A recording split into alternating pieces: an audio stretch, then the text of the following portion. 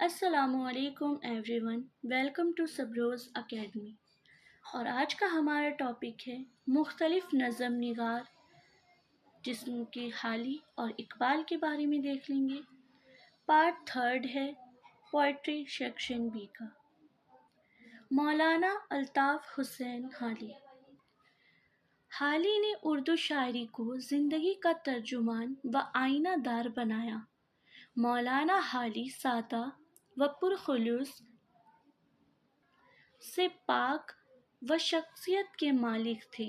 ان کی تربیت روایتی انداز میں ہوئی تھی، لیکن قدرت نے انہیں ذوق سلیم اور ترقی پسند ذہن عطا کیا تھا۔ مناسب ماحول اور صحیح رہنمائی نے ان کی فطری صلاحیتوں کو جل بخشا، اور غالب کی رہنمائی نے ان کی ادبی سفر کی صحیح سمت متعین کی۔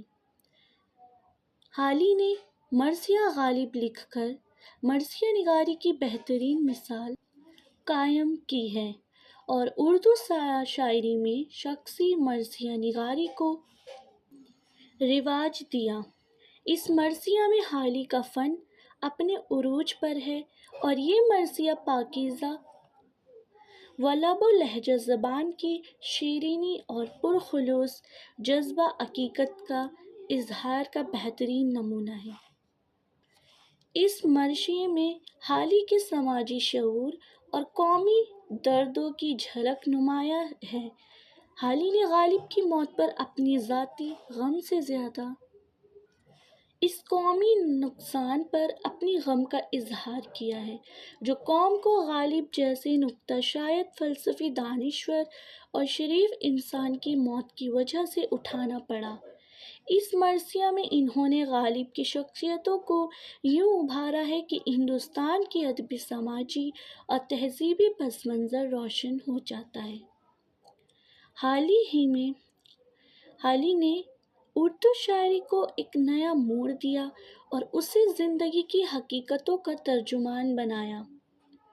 مقدمہ شعر و شاعری میں اصطلاح شعر و سخن سے متعلق جن خیالات کا اظہار کیا ہے، ان کی شاعری میں اس کی عملی تفسیر اردو شاعری جو چند موضوعات کے ارد گرد تھی، حالی نے اس کے سامنے ایک وسیع کینوس پیش کیا ہے۔ اردو شاعری میں نئے نئے امکانات روشن کیے، اور حالی کی کامیابی نظموں میں مناجات بیوہ اور چپ کی دار کا بھی شمار ہوتا ہے۔ مناجات بیوہ میں حالی نے ایک بیوہ کو خدا کی بارگاہ میں اپنی حالت زار پر فریاد کرتے ہوئے دکھایا ہے۔ یہ نظم تاثر، سوز و گداز اور اصل آفرینی کے لحاظ سے اپنی مثال آپ ہے۔ حالی نے بڑے مؤثر انداز میں بیوہ کے جذبات و احساسات کی ترجمانی کی ہے۔ علامہ اقبال۔ اقبال کا سفر یورپ اقبال کے شاعرانہ صلاحیتوں کو نئی سمت دینے اور ان کے ذہنی افق کو وسعت بخشنے میں بہت مفید ثابت ہوتا ہے۔ وہاں سے واپسی کے بعد ان کے زاویہ نگاہ اور سوچنے کے انداز میں نمایاں تبدیلی ہوئی۔ یورپ کے دوران قیام مغربی تہذیب و تمدن اور عملی سیاست کے غیر مطالعہ نے ان کی آنکھیں کھول دیں۔ یورپ کی ترقی و اقبال مندی اور ایشیا کی زوال و حالی کا راز ان پر آشکار ہو گیا۔ یورپ کی خاک کے ذرہ ذرہ میں انہیں ایک دھڑکتا ہوا دل نظر آیا جو حرارت اور سرگرم عمل سے لبریز تھا۔ دوسری طرف ایشیا میں انہیں ہر چیز خواب اور ساخت و ساکن نظر آئی، جہاں دل کی دھڑکن کیا سانس کی آواز تک محسوس نہیں ہوتی۔ اقبال کا دل تڑپ اٹھا اور ان کے دل میں اپنی قوم کے لیے ہمدردی کا جذبہ آیا۔ اسی جذبۂ ہمدردی نے ان کی شاعری کو ایک نیا رنگ، اہم سوز و گداز اور ایسی تڑپ عطا کی جو ہمیں کسی اور شاعر کے یہاں نظر نہیں آتی۔ اور شاعر لوگوں کے وہاں یعنی کہ ایسی تڑپ جو ہے نظر نہیں آتی جو تڑپ ہمیں اقبال کے اندر نظر آتی ہے۔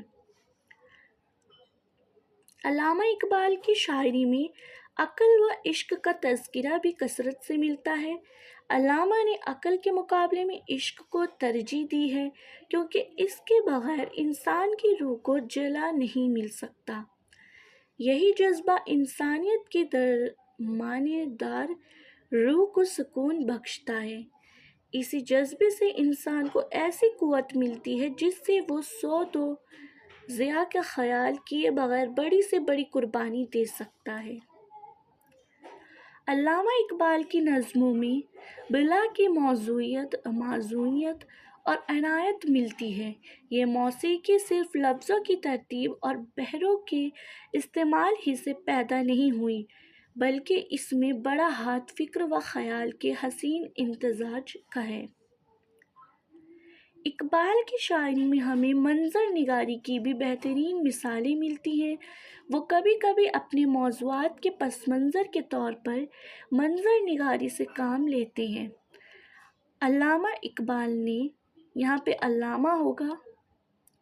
علامہ اقبال نے قوت مشاہدہ اور جمالیاتی احساس کی مدد سے اپنی شاعری میں ایسی تصویریں پیش کی ہیں جو آج بھی اردو کے منظریہ شاعری میں شاہکار سمجھی جاتی ہیں۔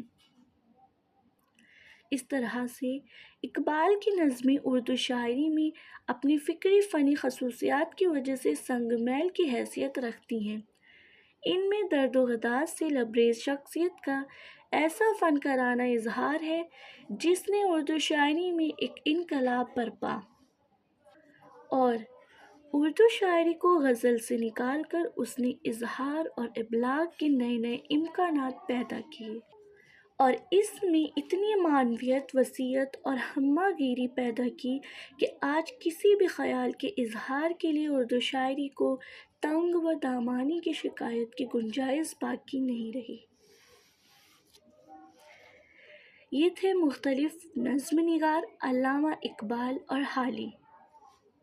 پارٹ 3 میں یہ کویشچن ہمارا آج مکمل ہوتا ہے۔